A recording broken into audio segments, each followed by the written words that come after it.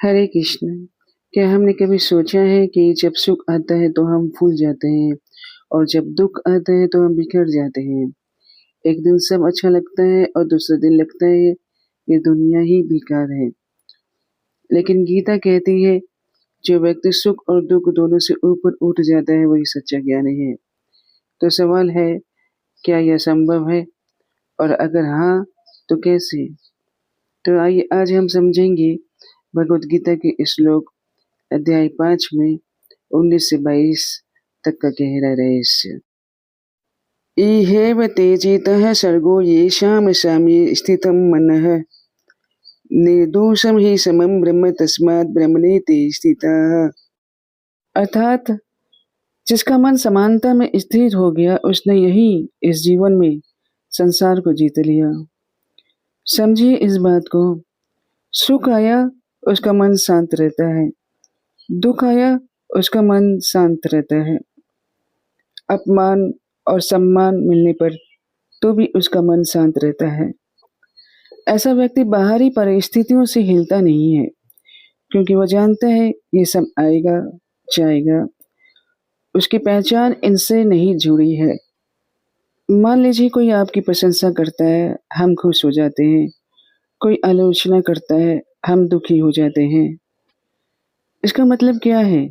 हमारा मन अभी भी दूसरों के हाथ में है, हमारी खुशी दूसरों के मुंह पर निर्भर करती है।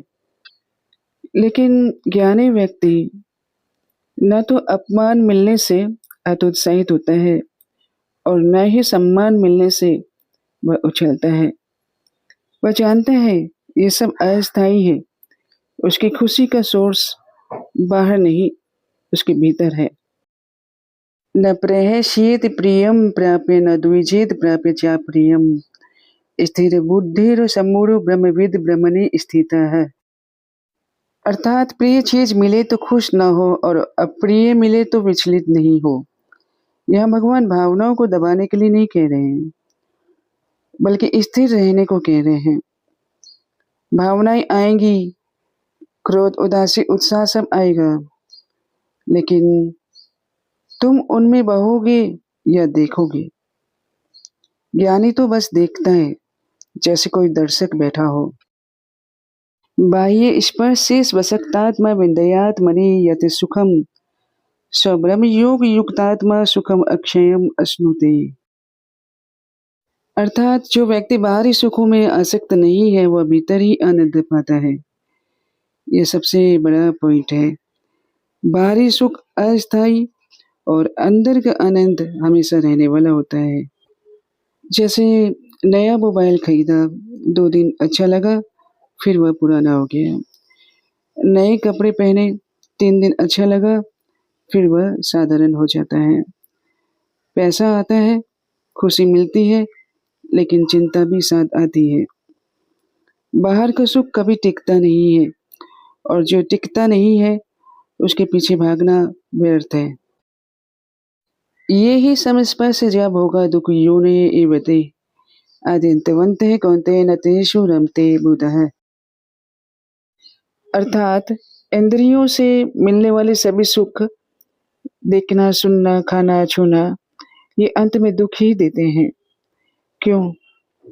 क्योंकि वे शुरू होते हैं और खत्म हो जाते हैं, और जो खत्म हो जाता है वह पीछे छोड़ जाता है खालीपन, व्याकुलता, आसक्ति और दुख। जो चीज आज हमें सुख दे रही है कल वही नशा बनकर दुख देगी। तो अब सवाल है, करें क्या? बस 3 काम करना है। ऑब्जर्व करिए, लेकिन रिएक्शन मत दीजिए। सुख आए या दुख, पहले इन्हें देखें। याद रखिए, यह भी बदल जाएगा। सुख का दिन है तो कल दुख भी आएगा, दुख है तो यह भी कट जाएगा। मन को भीतर में लगाइए, थोड़ा जप कीजिए, थोड़ा ध्यान कीजिए, भीतर का आनंद जागेगा धीरे धीरे, लेकिन ये पक्का है। तो गीता का संदेश बहुत साफ है। सुख आता है जाता है, दुख आता है जाता है, बस देखते रहिए। जो सुख दुख से ऊपर उठ गया वही सच्चा स्वतंत्र है, वही सच्चा ज्ञानी है।